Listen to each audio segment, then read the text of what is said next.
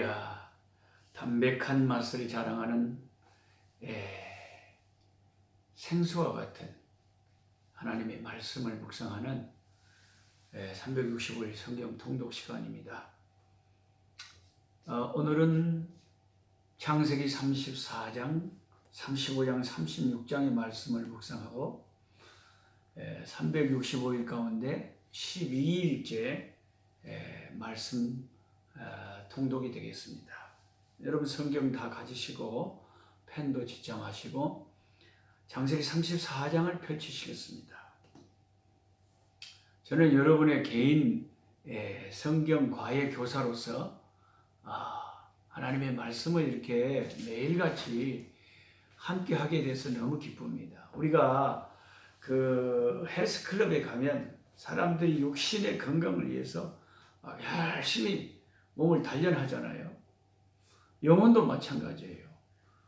매일같이 하나님의 말씀을 이렇게 묵상하고 연구하고 이런 사람들의 영혼이 훨씬 강해지고 단련이 됩니다. 우리는 육신의 건강도 돌봐야 되지만 영혼의 헬스클럽도 다녀야 되는 줄 믿습니다. 창세기 34장에는 이제 야곱이 드디어 그 에삼촌의 위기를 넘기고 형님 에서를 맞닥뜨리는 위기를 넘기고 드디어 이제 약속의 땅에 돌아와서 그 가나안 땅 히족속이 살고 있는 세겜성 근처에 장막을 쳤습니다. 그런데 이 곳에서 이제 아주 큰 또 위기가 닥쳤어요. 이 야곱의 생애는 정말 밀물처럼 끊임없이 위기가 왔다가 가고 그러네요. 이제 자기 딸 디나가 그 세겜성 성 사람들의 여성들을 어떻게 사는가 보고 싶어서 호기심이 나서 그 딸이 세겜성의 여성들을 보려고 그 성에 들어갔는데 그 성주인 세겜이 이 야곱의 딸 디나를 보고 성폭력을 저질러 버렸다는 거예요. 겁탈을 해버렸다는 거예요. 그리고 나서 이제 자기 아버지 하몰과 함께 와가지고 제안을 하기를 당신의 딸 디나를 사랑하니까 저에게 아내로 주시고 야곱 당신들의 그 족속들과 우리 세겜성 사람들이 서로 혼인하고 그렇게 사돈을 맺고 살면 좋겠습니다. 이렇게 제안을 했습니다. 이거는 하나님의 뜻에 반대되는 혼합주의, 큰 영적인 위기가 닥친 것이죠. 그때 이 34장의 내용을 우리가 읽어보면은 이 야곱의 아들들이 이 세겜성 성주인 세겜을 속이고 하몰을 속이고 사람들을 다 속입니다. 자기 아버지 야곱의 아들들 아니라고 할까봐 아버지가 속이는 자의 이름을 가진 은혜 받기 전엔 그런 사람이었는데 이 야곱의 아들들이 깜쪽같이 세겜 사람들을 속인다는 거죠. 좋다 그러면 우리가 서로 혼인하려면 우리는 하나님께서 언약의 백성으로 다 할례를 남자들은 행해야 된다. 너희들 우리하고 사돈 맺으려면 남자들 다 할례를 행해야 된다. 그래서 성기의 포피를 배워야 되는데 그러면 남자들이 한 3, 4일 동안은 움직이지도 못하고 아파가지고 가만히 있어야 됩니다. 사실 야곱의 아들들은 그 틈을 타서이지 세겜성 사람들 다 자기 여동생을 나쁜 짓을 한 그 세겜성을 다 멸망시켜버릴 그런 무서운 계획을 가지고 그들을 속인 거죠.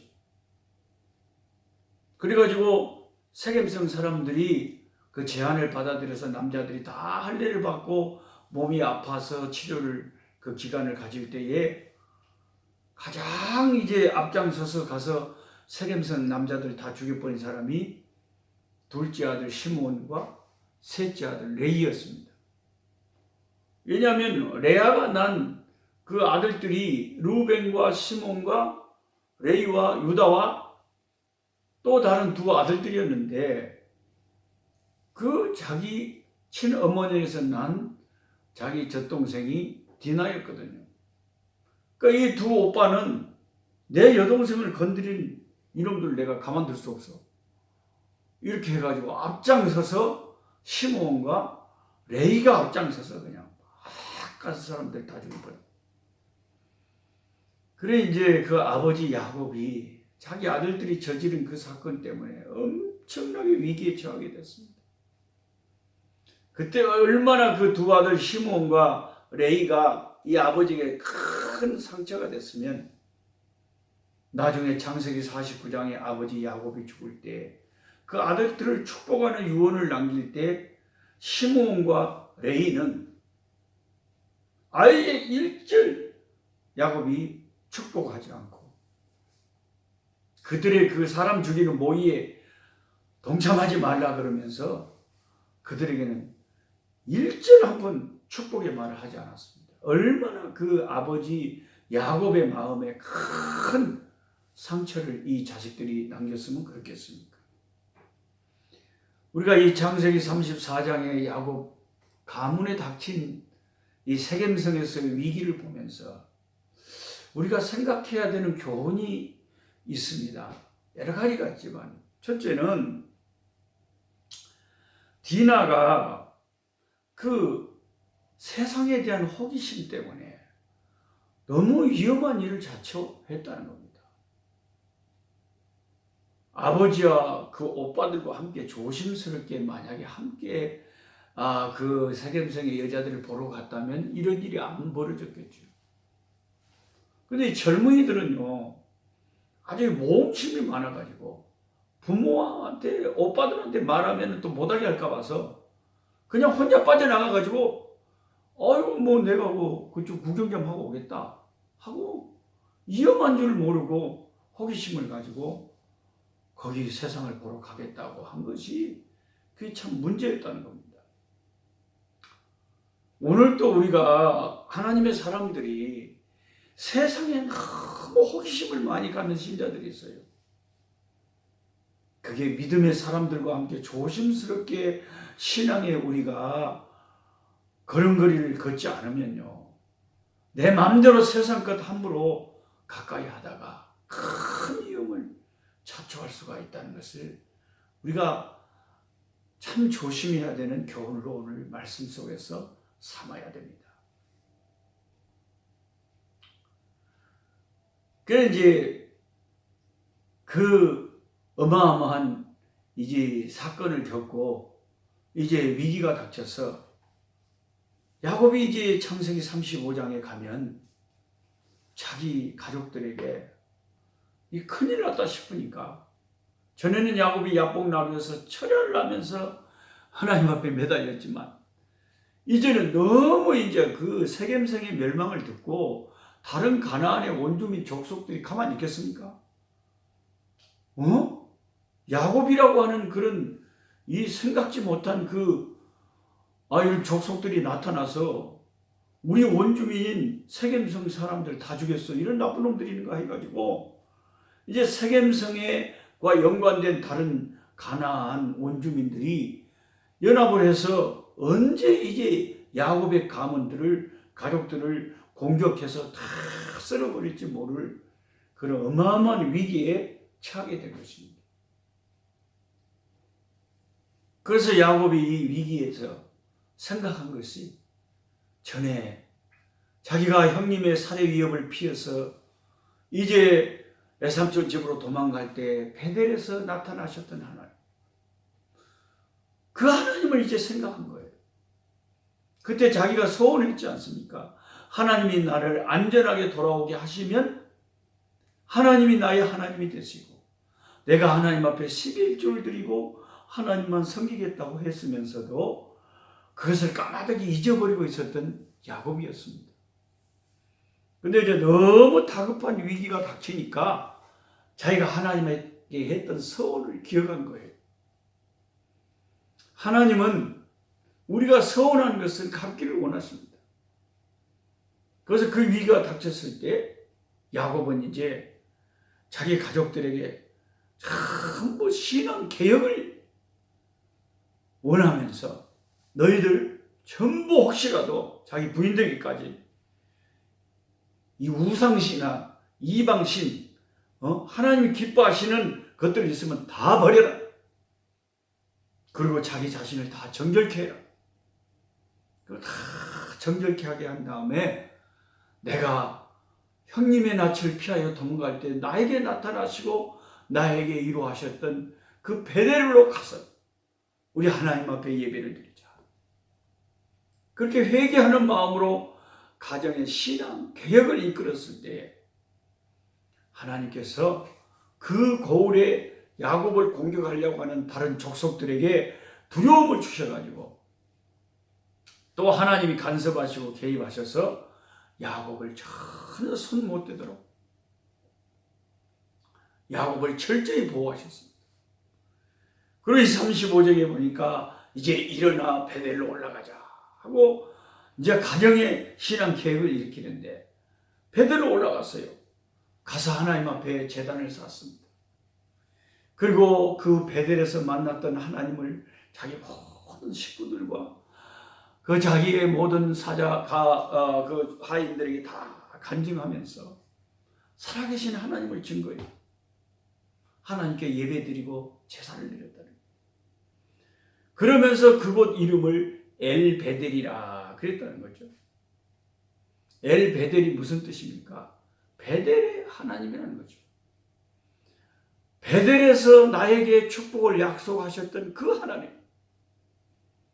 그 하나님을 다시 야곱이 생각하고 다시 그 영적인 은혜를 회복하고 온 가족들, 온 권속들이 이제 하나님 앞에 새로운 신앙의 은혜 체험을 하는 대부흥 운동이 그 가정에서 일어났던 것입니다.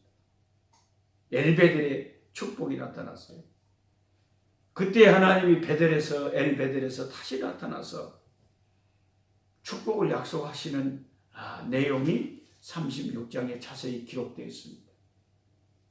35장에 자세히 기록되어 있습니다. 하나님이 야곱에게 그렇게 가정신앙 계획을 일으키고 하니까 뭐라고 그랬습니까? 너는 다시는 네 이름을 이제는 야곱이라고 부르지 말라. 전에 야복 나루에서 하나님께서 그 기도의 응답으로 야곱의 이름을 바꿔주셨잖아요. 그런데 그 후로 야곱의 이름을 공식적으로 이스라엘로 부르는 일은 그때까지 없었는데 이제 다시 베델로 올라가서 회개운동을 일으키고 신앙 부흥 개혁운동을 일으키니까 온 가족들이 온 권속들이 합치면서 하나님을 찾으니까 하나님이 나타나서 기뻐하시면서 이제부터는 공식적으로 너의 이름을 너희 자녀들도 말할 때 이스라엘 하나님이 너를 위해서 싸우신다. 그 거룩한 이름으로 이름을 완전히 공식적으로 바꿔주셨고 그리고 아브라함에게 약속하셨던 그 언약의 말씀을 다시 말씀하시면서 내가 이 가나안 땅을 너희 후손들에게 다 줄 것이다 하고 하나님이 그 조상 할아버지 아브라함과 아버지 이삭에게 약속하셨던 그 축복을 다시 엘베델에서 야곱에게 축복을 다시 선포하시는 그런 내용들이 35장에 나와 있습니다. 그리고 이제 35장의 후반절에 가면 라헬이 그 사랑받던 야곱의 아내 라헬이 에브랏은 베들레헴의 옛날 이름입니다. 에브랏에서 그 둘째 아들을 베냐민을 낳다가 안타깝게도 거기서 라헬이 죽습니다. 자기가 죽어가면서 그 아들 이름을 그 엄마가 베논이라고 그래요. 슬픔의 아들. 근데 그 아버지 야곱은 그 아내의 이름을 받아들이지 않고 무슨 슬픔의 아들이냐? 베냐민으로 바꿔버렸어요. 내 오른손의 아들이다. 얼마나 귀한 아들이면 내 오른손의 아들이다. 베냐민이라고 바꿨습니다. 결국에는 그 라헬은 그 베들레헴의 그 옛날 에브라스에 무덤을 쓰게 됐는데 지금도 베들레헴에 라헬의 무덤이 이스라엘 감이 있다고 합니다. 야곱에게 사랑받았던 사람이지만 하나님을 그렇게 신실하게 잘 섬겼던 것 같지는 않아요. 그러니까 세상에서 조건이 훌륭하고 막 예쁘고 남편에게 사랑받고 그런 것만은 축복이 아닌 것 같아요. 정말 영적으로 하나님을 그 은혜를 깨닫고 하나님과 가까이 신앙생활을 잘하는 그런 여성이 복받은 여성이지, 예모가 잘생기고 남편에게 사랑받는다고 진정한 그리스도인의 축복은 다가 아니라고 생각합니다. 라헬의 생애를 보니까 그래요. 그리고 22절에 안타깝게도 35장 22절에 그 장자 루벤이, 장자면 뭐합니까? 그 장자권 상속권을 가지고 있는 그 복된 환경을 가진 루벤이었지만 자기 아버지의 첩인 서모인 비라를 이렇게 또 성폭력으로 범해가지고 장자권의 축복을 다 빼앗기고, 참 그런 비극적인 인생을 사는 그 야곱의 가문의 또 아픈 기록이 또 35장에 또 쓰여 있습니다. 오죽했으면 야곱이 나중에 이제 그 애굽 왕에게 가서 자기 인생을 회고하면서 내 나그네 인생 살기가 정말 험악한 세월을 보내었다고 다른 이방 왕에게 고백을 할 정도로 한 위기가 또 밀물처럼 다가와서 그걸 극복하면 또 다른 위기가, 별의별 가정의 아픔과 비극이 야곱의 집안에 참 많이 일어나는 것을 봅니다. 자식들이 많으면 이 가지 많은 나무에 바람 잘 날 없다고. 참 야곱의 집안에 끊임없이 이런 아픔들이 일어나네요. 그렇지만은 그런 험악한 세월 속에서도 하나님이 약속하신 축복의 약속은 변함없이 이어져 가고 있습니다. 그리고 이제 36장에, 창세기 36장에 가면 전장에 걸쳐서 그 에서의 자손들의 계보가 쫙 나와 있습니다. 에서의 그 자손들의 계보. 약속의 자손은 아니지만 하나님이 분명히 에서도 한 민족을 이룰 거라고 했잖아요. 그 하나님의 약속의 말씀대로 에서도 이제 자기 형제 야곱과 헤어져서 호리 족속이 살고 있는 세일산 근처로 가가지고 그 종족과 함께 동원하면서 에돔 족속의 큰 나라를 이루게 됐는데, 재미있는 구절은 36절에 31절 이하에 보면 이런 구절이 있어요.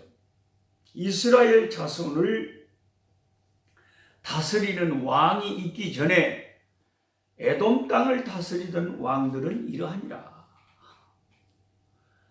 자, 하나님이 약속하신 야곱의 후손들, 택한 백성들은 아직 왕의 체제를 갖추지 못하고 한 나라를 제대로 갖추지 못하고 있을 때에 하나님의 택한 백성이 아닌 에서의 후손들은 벌써 왕의 체제를 갖추고 상당히 부강한 나라를 이루고 살았다는 것을 성경이 기록하고 있습니다.